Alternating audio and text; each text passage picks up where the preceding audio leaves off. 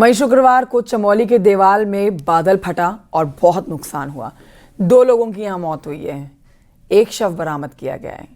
2 लोग घायल भी हुए हैं, इलाज के लिए अस्पताल में भर्ती कराए गए हैं।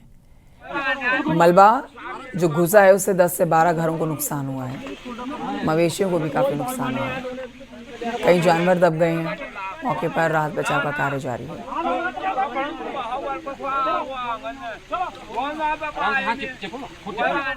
उत्तरकाशी, टिहरी, बागेश्वर, चमोली में आई आपदा पर मुख्यमंत्री धामी कह रहे हैं कि सरकार आपदाग्रस्त इलाकों में लगातार नजर बनाए हुए है। सीएम धामी ने आपदा को लेकर समीक्षा बैठक की है, सभी जिलों के डीएम को निर्देश दिए हैं। सीएम धामी ने जल्द से जल्द प्रभावितों को मदद देने के लिए कहा है। उन्होंने कहा है कि पूरी सरकार प्रभावितों के साथ है। देखिए, आज प्रातःकाल लगभग 4 बजे मुझे सूचना मिली कि सबसे पहले मुझे सूचना मिली कि जो रुद्रप्रयाग जनपद का मसौली क्षेत्र है, चकोली के पास, वहाँ पर बादल फटा है और बादल फटने से जो काफ़ी सारा स्थान है भूस्खलन हो गया है, उसमें कुछ जानमाल की क्षति हुई है। इसके अतिरिक्त गुप्तकाशी के पास एक गधेरा बन गया है बीच में गाँव के साथ। चमोली जनपद में और टिहरी जनपद में, हमारे बुढ़ापेदार क्षेत्र में और बागेश्वर जनपद के कपकोट क्षेत्र में भी आज बादल फटे हैं। प्रदेश के अन्य स्थानों से पिथौरागढ़ से लेकर उत्तरकाशी तक पूरी आपदा की स्थिति है, लेकिन हमारा प्रयास है ऐसी आपदा के समय पूरी सरकार, हम सभी लोग उन आपदा पीड़ितों के साथ है।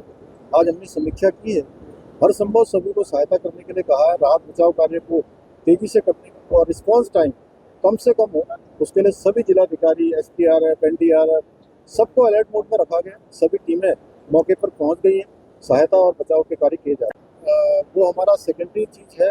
राहत सहायता की बात है, हमेशा से आदरणीय प्रधानमंत्री जी ने, आदरणीय गृहमंत्री जी ने, जब भी हमने उत्तराखंड राज्य के लिए कुछ भी उनसे कहा है या उनसे हमने अनुरोध किया है, तो उन्होंने हमेशा हमको भरपूर समर्थन दिया है, भरपूर सहायता दी है। इस बार क्योंकि क्षति का आकलन होगा, उसका एक प्रोसीजर है, उनकी टीम आएगी भारत सरकार की, टीम उसका जो क्षति का आकलन करेगी, उसके बाद रिपोर्ट बनाकर संयुक्त रूप से भेजेगी। और हमें पूरा भरोसा है और उन्होंने हमें पूरा भरोसा दिलाया है कि हर संभव माननीय प्रधानमंत्री जी, गृह मंत्री जी हमको आपदा के समय में पूरी मदद करें। और ये बढ़ते हैं आगे, आपको बताते हैं गढ़वाल सांसद अनिल बलूनी ने रुद्रप्रयाग और चमोली में बादल फटने पर अपना दुख व्यक्त किया है। अनिल बलूनी ने कहा है कि रुद्रप्रयाग में कुछ क्षेत्रों और चमोली के देवाल में बादल फटने की दुखद सूचना मिली। उन्होंने कहा कि मैंने डीएम से बात करके पूरी जानकारी ली।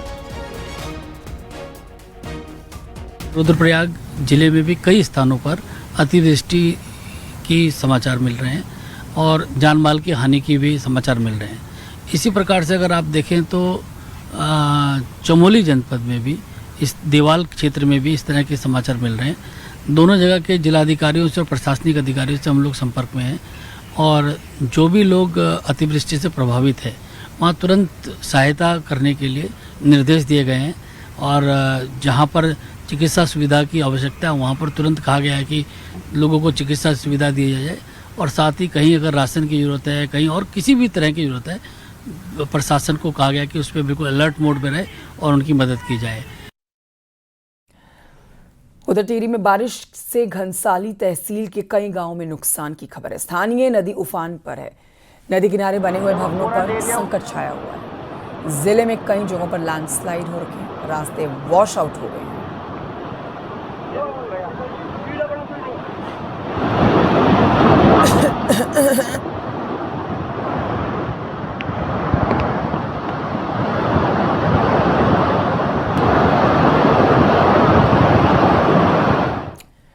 तो यकीन मानिए, इस बार मॉनसून सीजन उत्तराखंड पर कहर बनकर टूट रहा है। अब पिछले 5 महीनों में 120 से ज्यादा लोग जान गंवा चुके हैं, 2000 से ज्यादा मकान आपदा की चपेट में आ चुके हैं और कई लोग बेघर हैं। लेकिन सबसे ज्यादा डराने वाली बात यह है कि अभी भी मॉनसून एक्टिव है और इस पूरे हफ्ते और खतरनाक हो सकता है, जिसके लिए अलर्ट जारी किया गया है। इससे जुड़ी ये रिपोर्ट देखिए।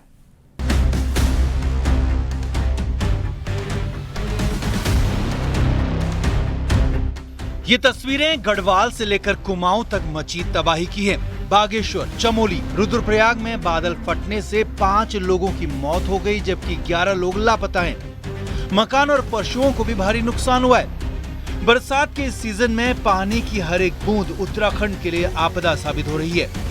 इस सीजन में आपदा की चपेट में आकर अभी तक 120 से ज्यादा लोग अपनी जान गंवा चुके हैं, जिनमें 95 लोग अभी भी लापता की श्रेणी में दर्ज हैं।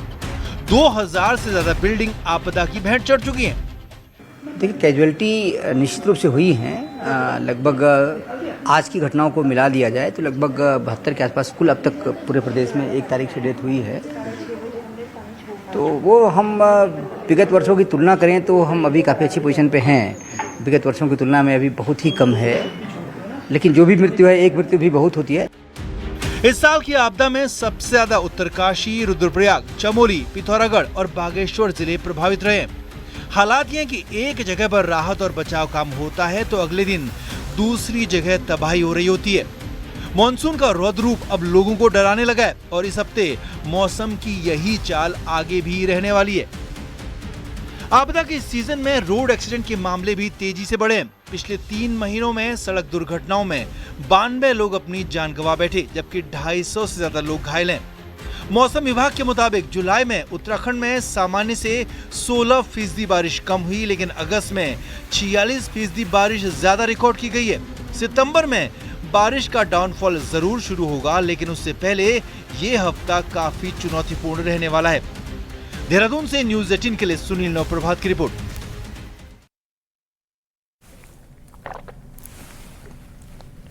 चमोली के बेहरी निजमुला घाटी में पहाड़ टूटने का एक वीडियो सामने आया। पहाड़ का पूरा हिस्सा आप देखिए भरभरा के कुछ ही सेकंड में नीचे आ जाता है। पहाड़ का यह आधा हिस्सा टूटकर नीचे गिरा। हालांकि यहाँ पर कोई गांव या फिर कस्बा नहीं था, तो ऐसे में आप कह सकते हैं कि स्थिति सामान्य है। अगर यहाँ नीचे कोई गांव होता या किसी का बसेरा होता तो भारी नुकसान होता। बहुत खतरा हो गया ये तो। श्रीनगर में लगातार हो रही बारिश के चलते श्रीनगर में रुद्रप्रयाग के बीच में बद्रीनाथ हाईवे अलकनंदा नदी के पास पानी में बह गया। अब पुलिस ने एहतियातन फिलहाल ट्रैफिक को रोक दिया है।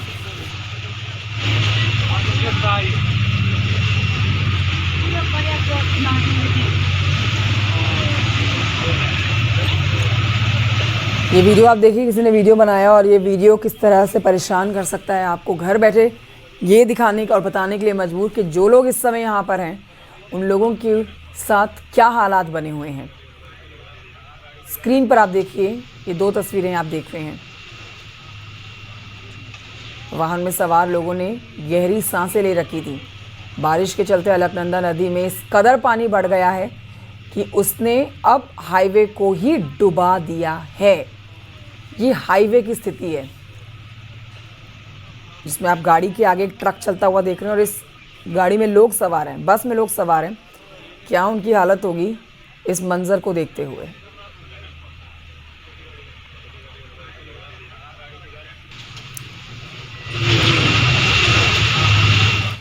चमोली से खबर है अगली, जहां पर ऋषिकेश बद्रीनाथ हाईवे पर देर रात एक कार मलबे में दब गई। 2 तस्वीरें आपके टेलीविजन स्क्रीन पर है। कार पूरी तरह से क्षतिग्रस्त हो गई है। देख सकते हैं आप, कार को हटाकर मार्ग को खोला गया है। रुद्रप्रयाग के छेनागाड़ मोटर मार्ग पर भी एक बस मलबे में फंस गई। जनहानि नहीं हुई है, लेकिन यहाँ पर रेस्क्यू टीम को बुलाना पड़ा रेस्क्यू करने के लिए और अपना कार्य कर रही है। छेनाघाट मार्ग। उधर उत्तराखंड में तबाही की तस्वीरों के बीच में एक अच्छी खबर भी आई है सामने उत्तरकाशी से। यहाँ हर्षिल, जहां पर पिछले करीब 3 हफ्ते से बंद गंगोत्री हाईवे को खोल दिया गया है। आपदा के बाद बर्बाद हो चुके गंगोत्री हाईवे में ट्रैफिक चालू कर दिया गया है। हर्षिल में गंगोत्री हाईवे पर झील बन गई थी, जिस वजह से वैकल्पिक रास्ता बनाया गया है। अब इस पूरे रास्ते पर ट्रैफिक शुरू कर दिया गया है। इस दौरान पीडब्ल्यूडी चीफ राजेश शर्मा भी मौके पर मौजूद रहे।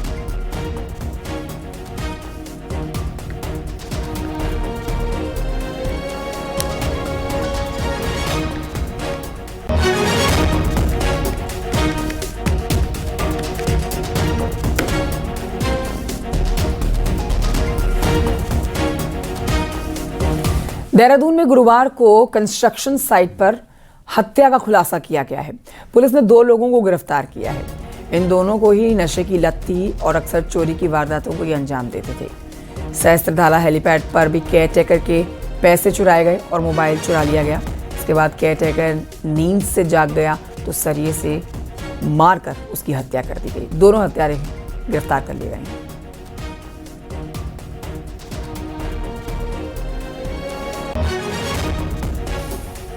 हरिद्वार के एक होटल में कमरे में जलकर हुई जूनियर इंजीनियर की मौत के बाद पुलिस ने पोस्टमार्टम करा के शव परिजनों को सौंपा।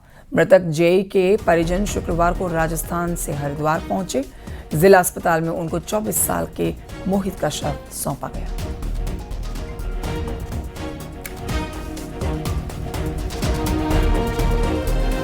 उत्तराखंड में हमेशा से ट्रैकर्स की पहली पसंद रहा है उत्तराखंड, लेकिन आपको बताएं कि कई बार सही रूट पता ना होने से परेशानी भी बढ़ जाती है।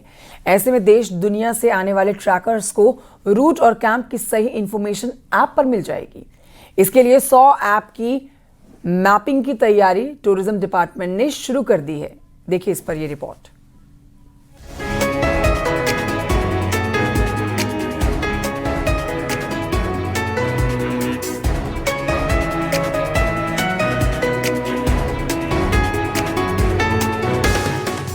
उत्तराखंड के 100 पैदल ट्रैक को प्रमोट करने और नई पहचान देने का काम टूरिज्म डिपार्टमेंट कर रहा है। पहाड़ी जिलों के 100 ट्रैक का सही मैप, रूट, जीपीएस, नेविगेशन और कैंप आने वाले ट्रैकर्स को मिल पाए, इसके लिए हर रूट की पूरी मैपिंग से लेकर पूरी इंफॉर्मेशन ऐप पर देने की तैयारी है, ताकि किसी भी रूट पर ट्रैकिंग के लिए आने वाले टूरिस्ट को कोई परेशानी न हो। चाहे एंड्रॉयड पे हो या आईओएस में हो, उस क्षमता के हों और उस हिसाब से नेविगेशन के लिए ऐप हमारा बन जाएगा और जीपीएस और जीआईएस मैपिंग के हिसाब से ये सारी चीज़ें हो जाएंगी। पहले राउंड में चंपावत को छोड़ 8 पहाड़ी जिलों के 45 ट्रैक की मैपिंग होगी, तो अगले 1 साल में 100 ट्रैक की मैपिंग का टारगेट है। अभी तय किए गए 45 ट्रैक में सबसे ज्यादा 12 ट्रैक उत्तरकाशी जिले के तो 14 ट्रैक पिथौरागढ़ जिले के हैं। डिपार्टमेंट के प्लान के मुताबिक जहां एडवेंचर टूरिज्म को प्रमोट करना है, तो वहीं ट्रैकर्स भी मानते हैं कि हर रूट की मैपिंग होने से चलना और घूमना आसान होगा, क्योंकि कई ट्रैक पर रास्ता भटकने से जान तक गंवानी पड़ती है। 100 ट्रैक हमारे ऐसे होने चाहिए जिनकी हमारी प्रॉपर मैपिंग होनी चाहिए।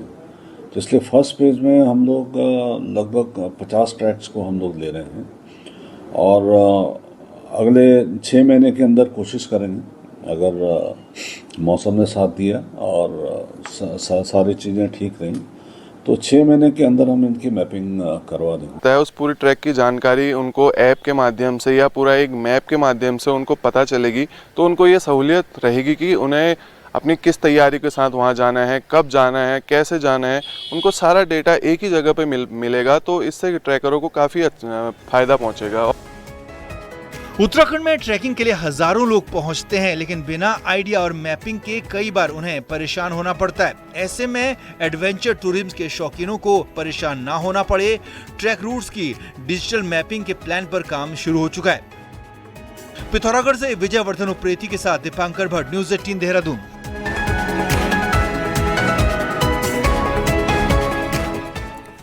उत्तराखंड में जहां बारिश से हल्द्वानी समेत कई जगहों पर नुकसान हुआ है, तो वहीं मंत्रिमंडल विस्तार को लेकर भी राजनीतिक काफी हलचल यहां पर बढ़ी हुई है।